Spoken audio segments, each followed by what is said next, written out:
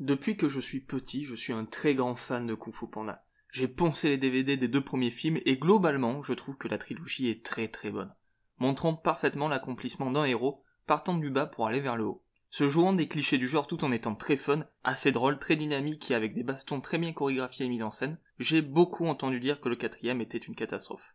Il est effectivement moins bien que les 3 premiers, mais il reste néanmoins un film plaisant à voir. Comme il est sorti depuis peu, je vais tâcher de ne pas spoil durant cette vidéo, il y aura quand même une partie spoil à la fin, mais je vous préviendrai bien sûr.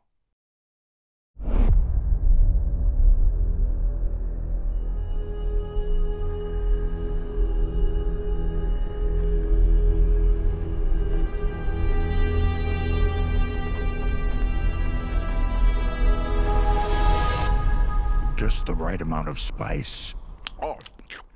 Je vais commencer par le plus simple, visuellement le film est beau. L'animation, les designs, les décors, tout ça c'est très réussi. Ils ont tout de même changé quelques designs d'anciens personnages qui font bizarre quand on les revoit, mais rien de très grave. Il y a aussi quelques idées de mise en scène et visuelles qui sont inédites, il me semble, et plutôt bien trouvées. La série a déjà utilisé de nombreux split screens, le fait de séparer l'écran en plusieurs parties pour montrer plusieurs personnages en même temps, ou plusieurs actions, les mettre en parallèle, etc. Ici, les split screens sont faits sous forme d'estampes, qui rend leur design encore plus particulier. Il y a également une scène malheureusement très courte qui se déroule en noir et blanc et qui est plutôt bien fait. Pour autant, je lui préfère les visuels du second et du troisième. Le premier reste assez simple et se rapproche de cet épisode, mais le deuxième a une colorimétrie plus blanche et rouge, les couleurs du méchant en fait. La pierre était blanche, le ciel rouge, et laissait planer la menace du Seigneur Shen. Pareillement pour le 3, la couleur prédominante est le vert, lié encore une fois au méchant.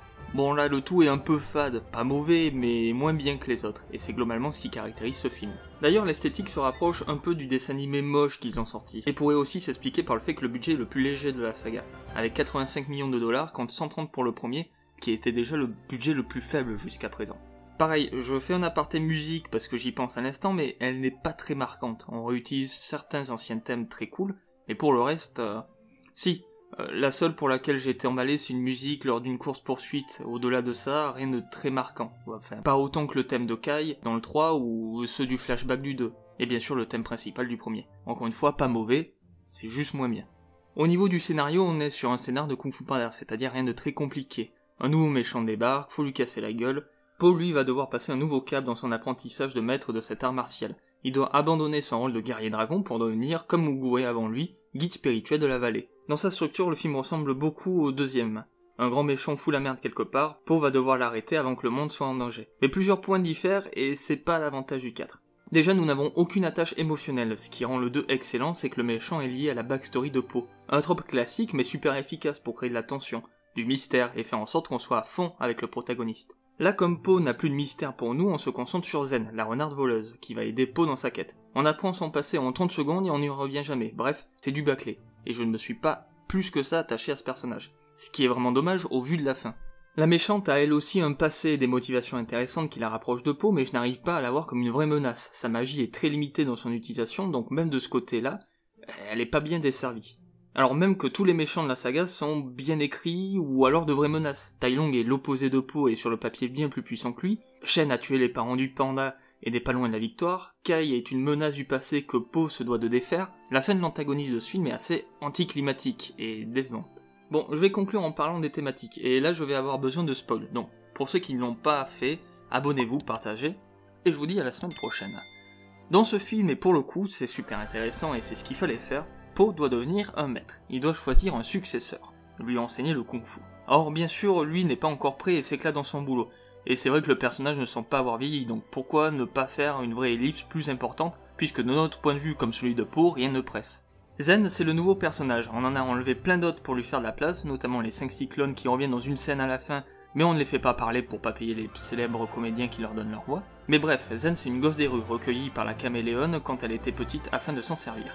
Elle est envoyée pour voler le bâton de Po, mais va devoir finalement le ramener lui pour donner à sa maîtresse le dit bâton dans une scène de trahison pas du tout téléphonée. Le personnage est explicité comme une mendiante venant du bas de l'échelle, comme Po quand on l'a rencontré, au bas de l'échelle du kung-fu.